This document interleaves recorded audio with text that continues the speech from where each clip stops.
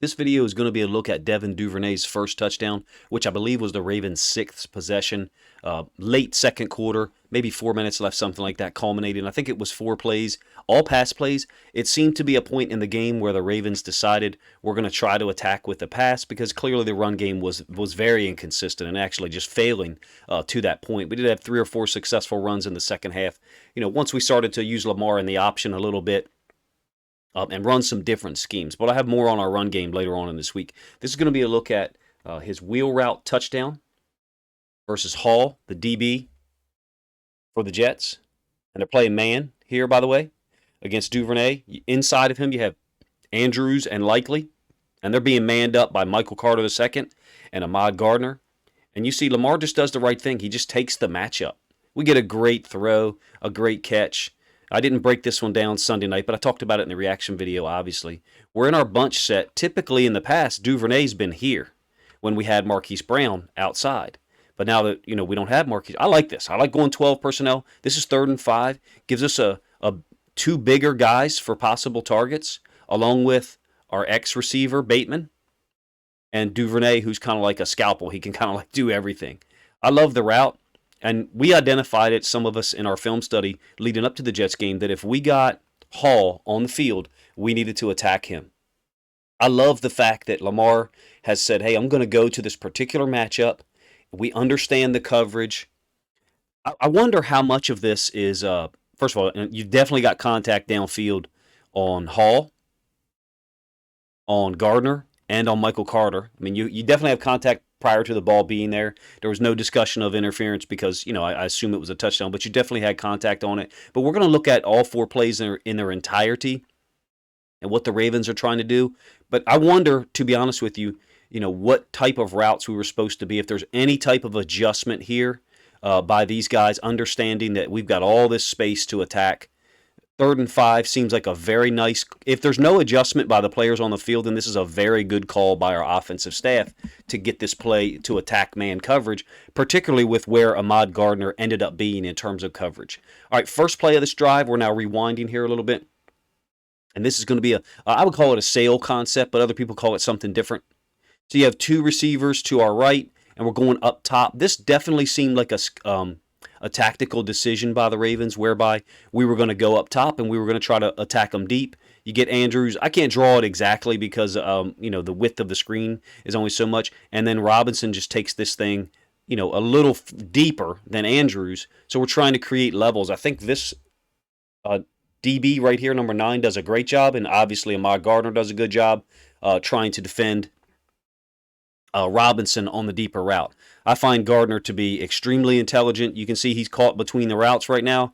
You got Andrews running to the sideline and then Robinson running here. It looks to me like Gardner's going to be in position to defend this, but I'm glad we take the shot. I don't know about you. I love us taking shots.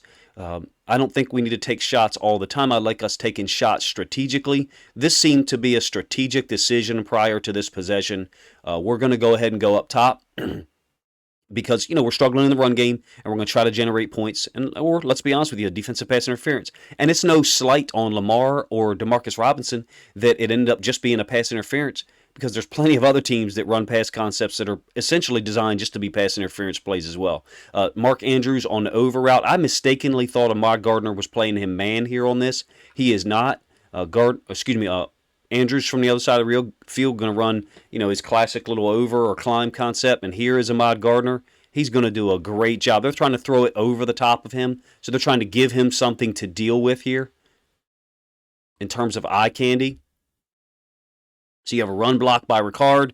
Ricard trying to slip out into the flats. Normally the design of this would be such that Ricard or whoever it is in this case would block and then slip out into the flats here.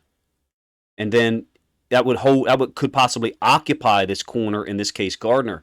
And for whatever reason, that's not what we did here. I guess because we have the running back releasing out into the flats. To me, it's just not enough eye candy to hold Gardner. Don't get me wrong, it's a nice read by Gardner. It's a nice play by him. I got no complaints at all. I'm a really big fan of him. I wish we'd get a touchdown on him, to be real. But I just don't think there's enough eye candy there to hold him with this play action and the running back. So it's too late, if you ask me. The eye candy normally looks like this. You normally have the tight end and the running back leaking out there to try to hold that corner. If you watched any of my preview videos, the Ravens ran that exact same concept against the Raiders twice, and I showed a couple of them. So that's the second play. This is the third one. A little bit underthrown ball here, possibly to Justice Hill. And I don't know at what point right here how it's raining or if it's raining at all. But I know that rain did impact the quarterbacks particularly early. There's a lot of talk that Lamar's not great in the rain. I don't know many quarterbacks who are. Some quarterbacks are, some quarterbacks are not. But look, what concept are we using? Over concept. Surprise, surprise. And then the halfback out into the flats. And it looks like to me, here and here, we're getting clear out routes by Prochet and Bateman. So we're just running the over concept, and where Lamar is reading either the hook curl player to the field or the curl flat player. So he would be reading one of these two guys. And in this case, you can see he's already gotten rid of the ball. That's one thing I really like. He understood that they've got depth. He got rid of the ball quick, a lot on Sunday. Didn't take that many sacks. I thought James Lofton did a great job of talking about a couple of plays where Lamar maybe had an opportunity to make a play, but he just didn't have time. He did a great job, recognizing, okay, that player's open, but it's not Lamar's fault in all cases just because there's a guy open and he didn't get the ball to him. Sometimes the pressure is such that you're unable to get your body in a position to throw the football. This is a beautiful throw. I got his foot on the 29 from the other hash. Pretty good arc on it. I love it. I had a couple people tell me in messages that the ball should have been thrown further this way. I'm like, what? That ball is perfectly thrown. I don't understand what else people want.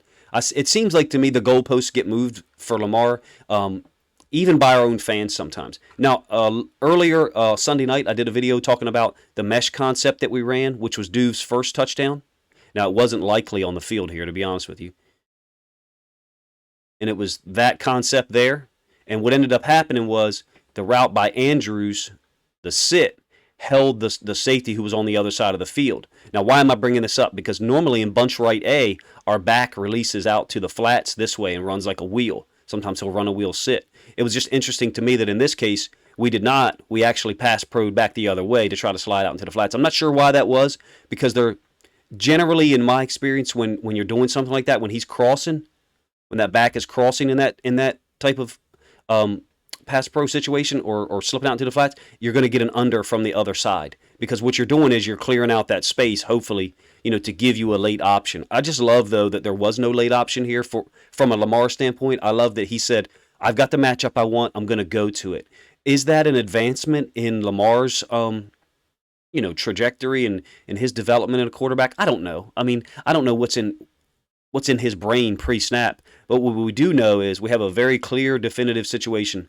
I'm going to go ahead and go up top. I think briefly he looked right at the free safety to try to hold him. Well, and he really didn't necessarily have to. We've got Andrews here. That should hold the safety.